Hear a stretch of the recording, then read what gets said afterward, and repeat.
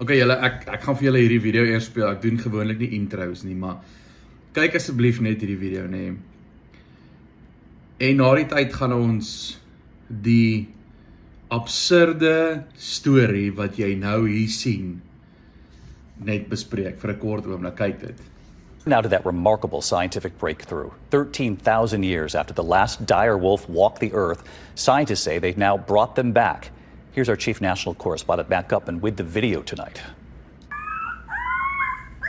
Tonight, a howl 13,000 years in the making.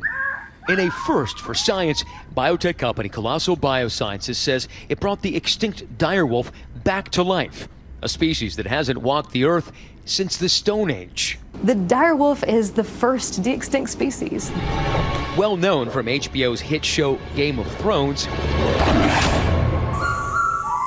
ABC News given exclusive access into Colossal's lab in Dallas, where scientists are using genes from gray wolves to create dire wolves. We've taken a gray wolf genome, a gray wolf cell, which is already genetically 99.5% identical to dire wolves, and we've edited those cells at multiple places in its DNA sequence to contain the dire wolf version of the DNA.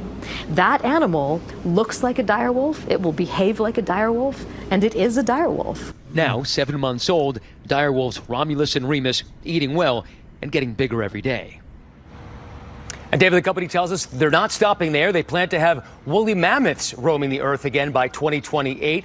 But critics argue that this de-extinction could harm fragile ecosystems. David? Yeah, the images are really something, Matt. Thank you. Okay, ek wil nou iets sê, nee, en ek het nooit gedink ek sal dit sê op YouTube of in my lewe of enigsins nie, so ek wil hê jy moet hoor wat ek sê. Het niemand al ooit in hulle lewe Jurassic Park gekyk nie? Niemand nie. Het niemand gesien wat daar gebeur het nie? Hierdie mense, so, dis net 'n bietjie op 'n komedieelike vlak, soos ek verstaan nie hoekom mense hierdie tipe goeie doen nie, want hulle sien die gevolge daarvan.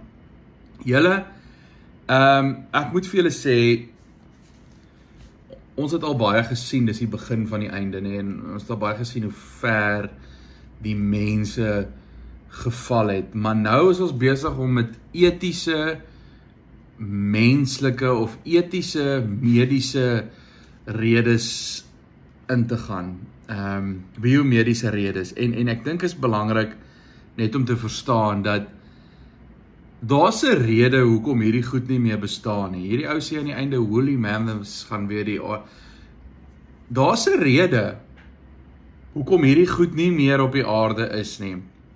Daar's 'n verskil om mediese en wetenskaplike terme en wat ook al te gebruik, metodes, dis die korrekte woord, metodes te gebruik om mense gesond te maak en om mense te help ensovoort. Wat hierdie mense nou doen is soos gene splicing. Hulle vat nou hierdie grys wolf en dan sê hulle, kom ons sit hierdie bietjie wolf by mekaar. En weer eens, as jy Jurassic Park al gekyk het, kom 'n ding.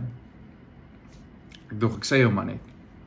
Maar as jy dit nog nie gekyk het, doen jouself die guns. Kyk dit. Die feit dat die mens nou besluit, maar luister, ons wil nou hierdie wolf terugbring en 'n klomp goed by mekaar sit wat nie natuurlik is nie. Dis soos, ja, natuurlik is dit onnatuurlik, maar die Engels het 'n mooi woord, dis 'n abomination. Ek het gesê, ja, hulle lyk baie cute. Enigiets wat klein is, lyk cute. Babiekies lyk altyd cute. En klein hondebabiekies lyk altyd cute, maar die feit dat wetenskaplikes nou dink, dis 'n goeie idee, kom ons sit 2 wolfies by mekaar, is nie net oneties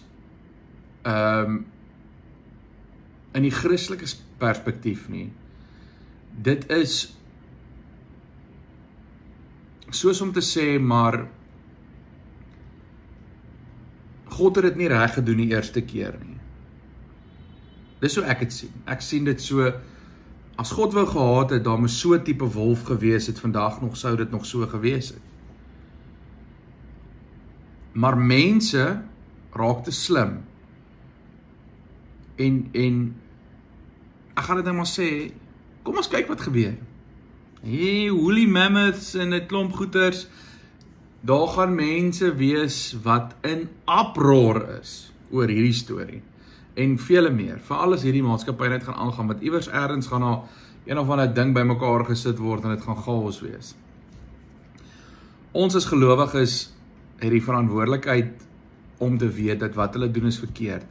Dit is nie mediese hulp nie. Dit is mense wat probeer God speel. En ek sê dit met baie respek. Dit is mense wat 'n onetiese pad vat en iets lewendig maak. En net God het die reg, die volste reg om iets lewendig te maak.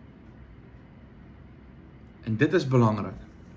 So ja, kyk maar die video weer en besluit vir jouself, maar ek dink is baie belangrik dat ons net verstaan, uit 'n Christelike oogpunt uit is hierdie absoluut oneties.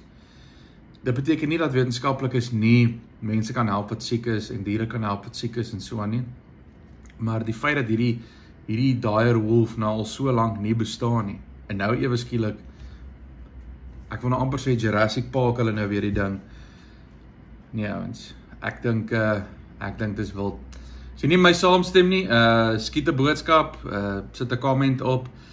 En ja, kom ons hou maar ons oë oop vir hierdie tipe goeters. Vrede vir jou.